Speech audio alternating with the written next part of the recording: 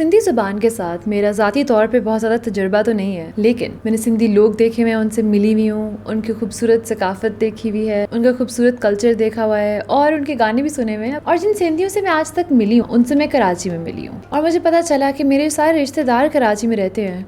वो एक्चुअली बचपन से सिंधी पढ़ भी रहे हैं, सीख भी रहे हैं, उनको बोलनी भी आती है। तो मेरे लिए काफ़ी हैरान कुन बात थी, क्योंकि मैं तो पंजाब से हूँ और हमें तो पंजाबी स्कूलों में नहीं सिखाई गई बचपन में, ठीक है, लेट अलोन किसी और को। तो ये सोचते सोचते मैं इस सवाल तक पहुंची कि सिंधी ज़बान सिंध में आखिर किस हद तक प्रिजर्व्ड है। और इससे पहले कि मैं अपनी रिसर्च वगैरह के अंदर जाऊं, अगर कोई सिंधी इस वीडियो को देख रहा है तो आप बताएं, आपके ख्याल में इस सवाल का क्या जवाब है? किस हद तक लोग आज भी सिंध में सिंधी को तरजीह देते हैं और किस हद तक लोग किसी न किसी और ज़ुबान को, जैसे कि उर्दू या इंग्लिश। अस्सलाम वालेकुम, मेरा नाम है मिशा और खुश आमदीद टू तारीखी टेल्स।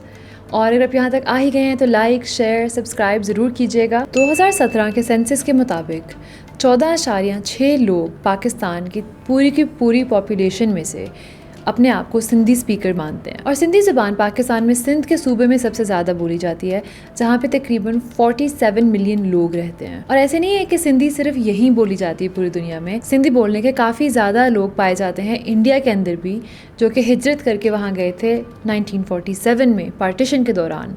और उसके अलावा बहुत सारे मुख्तलिफ ममालिक हैं जहाँ छोटी छोटी कम्युनिटीज़ मिलती हैं सिंधी बोलने वालों की। इस वीडियो में हम ज़्यादातर बात करेंगे पाकिस्तान में पाए जाने वाली, सिंध में पाए जाने वाले सिंधियों के बारे में। अगर आप एक्चुअली जानना चाहते हैं कि सिंधी ज़ुबान, ये जो पाकिस्तान से बाहर रहने वाले सिंधी लोग हैं, उनमें किस तरह महफूज रखी गई है या नहीं रखी गई, तो आप मुझे कमेंट से बताइए। मैं इसके ऊपर भी एक वीडियो बना लूँगी, बिकॉज मुझे काफ़ी इंटरेस्टिंग रिसर्च मिली थी उस टॉपिक पे। अब पाकिस्तान में सिंध के खित्ते में तकरीबन आधे से ज़्यादा लोग देहातों में रहते हैं और वहाँ रहने वाले अमूमन लोग सिंधी ही बोलते हैं। उसके अलावा जो लोग शहरों में या बड़ी आबादियों में रहते हैं, वहाँ पे सिंधी ज़ुबान को मुकाबला मिलता है उर्दू और अंग्रेज़ी से। अब जो सवाल मैंने वीडियो के शुरू में पूछा कि सिंधी ज़ुबान किस हद तक प्रिजर्व की गई, उसको किस हद तक महफूज रखा गया उसके बोलने वालों के थ्रू, उस सवाल का जवाब के लिए काफ़ी लोगों ने मुख्तलिफ स्टडीज़ की हैं सिंध के अंदर। और एक स्टडी जो मुझे बहुत दिलचस्प लगी वो की गई थी 2017 के अंदर। अब 2017 में एक स्टडी होती है पाकिस्तान में सिंध में, जो कि इसी सवाल का जवाब ढूंढ रही होती है कि सिंधी ज़ुबान को पाकिस्तान में किस हद तक महफूज किया गया है और आज भी लोग इसको किस हद तक इस्तेमाल करते हैं। अब ये स्टडी दो चीज़ें देखती है, एक इस ज़ुबान की मेंटेनेंस और दूसरा इसका शिफ्ट। मेंटेनेंस से उनकी मुराद ये है कि इस ज़ुबान का इस्तेमाल और ज़ुबानों की मौजूदगी में, और शिफ्ट से इनका मतलब ये है कि एक ग्रोह के अंदर कितने लोग इस ज़ुबान को बोलना छोड़ देते हैं कुछ अरसे बाद। इस स्टडी के लिए उन्होंने सिंध में 26 में से 16 डिस्ट्रिक्ट्स को चुना और हर डिस्ट्रिक्ट को काफ़ी सोच समझ के चुना। वो चाहते ये थे कि सारे के सारे सिंध की रिप्रेजेंटेशन हो इस स्टडी के अंदर। जमशोरो और दादू डिस्ट्रिक्ट्स को चुना क्योंकि वो पहाड़ी इलाके थे। ठट्ठा और बदिन को चुना क्योंकि वो समुंदर के करीब थे। मटियारी और टंडो मोहम्मद खान को चुना क्योंकि वो प्लेन एरियाज़ थे और हैदराबाद शहर के करीब थे। थर पारकर और उमरकोट को चुना क्योंकि वो सहरा थे। खैरपुर और संगर को चुना क्योंकि उनका बॉर्डर इंडिया के साथ था। गोटकी और कश्मोर को चुना क्योंकि उनका बॉर्डर पंजाब के साथ था। जकोबाबाद और कंबर शहादत कोट को चुना क्योंकि उसका बॉर्डर बलूचिस्तान के साथ था।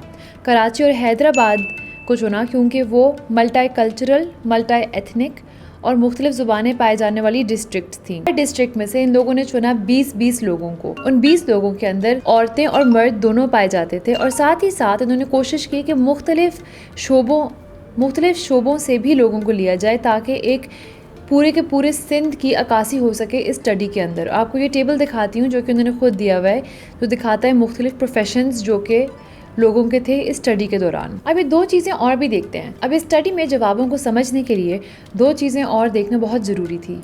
नंबर एक, जवाब देने वाले लोगों की उम्र। और ये आपको टेबल दिखाती हूँ जो दिखाती हैं उम्र उन सारे लोगों की जिन्होंने स्टडी में हिस्सा लिया।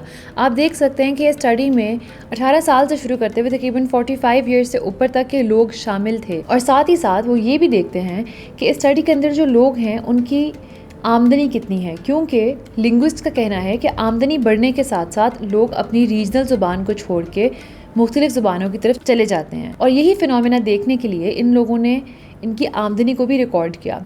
और इस टेबल के तहत पता चलता है कि ज़्यादातर लोग लोअर मिडिल क्लास से ताल्लुक़ रखते थे स्टडी में और कुछ लोग मिडिल क्लास से। अब स्टडी में समझने के लिए कि सिंधी ज़ुबान को किस हद तक महफूज रखा गया है, कुछ पैरामीटर्स थे। पहला पैरामीटर, उनके नजरिए में ज्यादा डोमिनेंट जुबान उर्दू थी या सिंधी। आप ये ग्राफ देखिए, इस ग्राफ से पता चलता है कि तकरीबन 58.3% लोगों को लगता है सिंध के प्रोविंस में कि उर्दू जो है वो ज़्यादा डोमिनेंट ज़ुबान है सिंधी के मुकाबले, लेकिन फिर भी 31.3% लोग ऐसे हैं जो मानते हैं कि सिंधी ज़्यादा डोमिनेंट है। अब ये जो नतीजा है, रिसर्चर्स का कहना है कि ये एक्चुअली काफ़ी अच्छा है, क्योंकि इसका मतलब वो लोग ग्राउंड रियलिटीज़ को समझते हैं कि क्योंकि उर्दू ऑफिशियल स्टेट की ज़ुबान है तो उर्दू डोमिनेंट है। काफ़ी लोगों का ये तासुरात हैं, लेकिन फिर भी काफ़ी लोग हैं जो कि ये बात नहीं मानते और सिंधी को ही डोमिनेंट मानते हैं। नंबर 2, रिश्तेदारों के साथ ज़ुबान का इस्तेमाल। अब इस कैटेगरी के अंदर भी ये लोग आगे 2 कैटेगरीज में जाते हैं। एक, बड़ी उम्र के लोगों से किस तरह बात की जाती है, और एक, छोटों से किस तरह बात की जाती है घर में, किस ज़ुबान में। यानी कि अब बड़ों के साथ आप इस ग्राफ के ज़रिए देख सकते हैं कि तकरीबन 82% लोगों का कहना था कि वो सिंधी में बात करते हैं अपने घर में बड़ों के साथ। और अब हम आते हैं छोटों पे। अब आपको याद होगा पंजाबी के केस में एक्चुअली ये चीज़ सामने आई थी कि बड़े तो अमूमन पंजाबी में बात करते थे, लेकिन जब वो बच्चों से बात करने लगते थे तो एकदम वो लोग उर्दू या इंग्लिश में शिफ्ट कर जाते थे। अब ये ग्राफ देखिए, सिंधी के केस में ऐसा नहीं है। तकरीबन 78% लोगों का ये कहना था कि वो अपने घर के बच्चों से भी सिंधी में ही बात करते हैं, जो कि एक्चुअली बहुत अच्छा इंडिकेटर है कि किस तरह ज़ुबान को प्रिजर्व किया जा सकता है। अगली नस्ल को सिखाएंगे तो वो उसको अगली को सिखाएगी, जाहिर बात है। जैसे कि हमने पहले इनकम देखी थी लोगों की, तीसरा इंडिकेटर ये आता है सिंधी जुबान का इस्तेमाल हाई और लो इनकम घरानों में। आप ये ग्राफ देखिए, अब लो इनकम घरानों के अंदर मालूम होता है कि तकरीबन 85.3% लोग सिंधी ही बोलते हैं। जैसे ही हम मूव होते हैं हाई इनकम लोगों के ऊपर तो एकदम इस नंबर में कमी आती है। अब 76.4 लोग सिर्फ सिंधी बोलते हैं, और कुछ लोग जो हैं मूव ऑन कर जाते हैं मुख्तलिफ ज़ुबानों पे, जैसे इंग्लिश, उर्दू या मिक्सचर इन सब ज़ुबानों का। और ये शिफ्ट रिसर्चर्स के बकौल एक एक्सपेक्टेड शिफ्ट है, क्योंकि हायर इनकम के साथ हमेशा से ही ऐसे देखा गया एक से ज़्यादा ज़ुबानें बोलते हैं। चौथा पैरामीटर, कारोबारी ज़ुबान। अब ये रिसर्च जानना चाहती थी कि लोग जो हैं अपने इलाके में जो भी कोई दुकानदार हैं उनसे किस ज़ुबान में बात करते हैं। तकरीबन 89.34% लोगों का जवाब था कि वो सिंधी में ही बात करते हैं।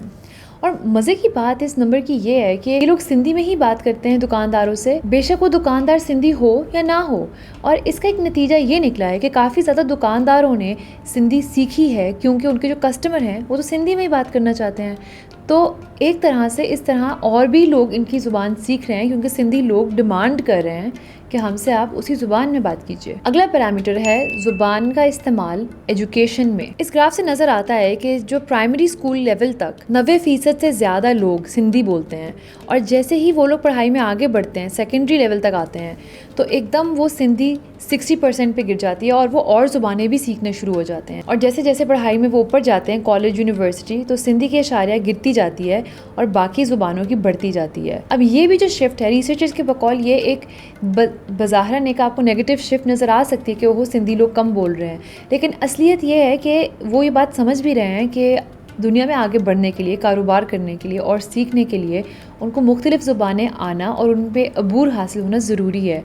और ये चीज़ ओवरऑल सिंधी कम्युनिटी के लिए फ़ायदेमंद ही साबित होती है। अगला पैरामीटर था ज़ुबान का इस्तेमाल मीडिया के अंदर, और इसके अंदर वो लोग इलेक्ट्रॉनिक और प्रिंट मीडिया दोनों की बात करते हैं। स्टडी की गई थी तब पाकिस्तान टेलीविज़न तकरीबन 50 चैनल्स प्रोवाइड करता था, और ज़्यादा से ज़्यादा चैनल उर्दू ज़ुबान में। जवाब दिखाते हैं कि सिंध में 29% फैमिलीज सिंधी ज़ुबान में ही चैनल देखती हैं, और 23% जो हैं वो मिक्सचर देखती हैं मुख्तलिफ ज़ुबानों का, और सिर्फ 10% लोग देखते थे इंग्लिश में टीवी। जो लोग सिंधी देखते थे उनमें से 58.3% लोग KTN नामी एक चैनल देखते हैं, जो कि सिंध में सबसे अपेरेंटली मशहूर चैनल है। इसके अलावा वो रेडियो फ्रीक्वेंसीज का पूछते हैं, और 16 रेडियो फ्रीक्वेंसीज के ऊपर चैनल्स आते हैं पाकिस्तान में, लेकिन लोगों को ज़्यादातर का नहीं पता था और वो सिर्फ हैदराबाद FM 92 देखते थे या FM 101। इसके अलावा बात आती है प्रिंट के ऊपर। तो अब सिंधी प्रिंटिंग के अंदर सिंधी में लिखे जाने वाले न्यूज़पेपर्स पढ़ते थे, उनमें से 2.1% लोग डेली कविश पढ़ते थे और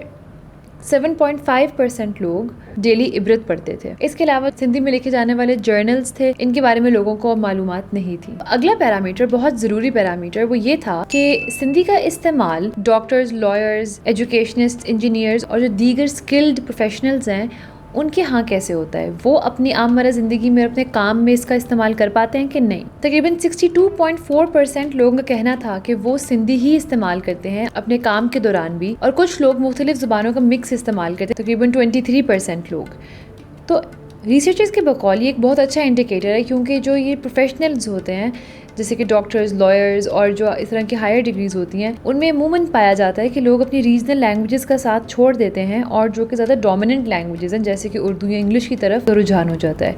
लेकिन कि ये बात कि ये लोग खुद अपनी ज़ुबान पे इतनी मेहनत कर रहे हैं और इस तरह के प्रोफेशनल्स भी सिंधी को अपने काम में इस्तेमाल कर रहे हैं, बहुत बड़ी बात है। अब ये सारे इंडिकेटर्स जो कि मैंने आपको दिखाए और ये सारे सवालों के जवाबात, ये स्टडी का कंक्लूजन ये निकलता है कि पाकिस्तान के अंदर सिंधी लैंग्वेज बहुत अच्छे तरीके से मेंटेन की गई है। और अगर आप ये देखिए पाकिस्तान के जो सेंसस हैं पिछले कुछ सालों के, हमें नज़र आता है कि आहिस्ता आहिस्ता सिंधी जो है उसके स्पीकर्स का नंबर इंक्रीज़ हो रहा है। जैसे जैसे पाकिस्तान की आबादी बढ़ रही है उसी तरह सिंधी स्पीकर्स भी बढ़ रहे हैं। तो पाकिस्तान में सिंधी ज़ुबान पे एक्चुअली काफ़ी मेहनत की गई है और इसकी कुछ वजूहात हैं जो कि इस रिसर्च के ज़रिए भी सामने आती हैं। सिंधी ज़ुबान को पाकिस्तान में सिंध के सूबे में इंस्टीट्यूशनल सपोर्ट दिया गया है। इसका मतलब कि स्कूल के लेवल पे और बाकी दीगर इदारों के लेवल पे सिंधी को एक आम मरा ज़ुबान बनाया गया और उसको सिखाया जाता है बच्चों को, और इसके अंदर बाकायदगी से चीज़ें आज भी लिखी जाती हैं। और साथ ही साथ बाकी चीज़ें जैसे हमने देखी कि लोग जिस तरह दुकानदारों से बात करने में, अपने घर में बात करने में, ये सारी ही चीज़ें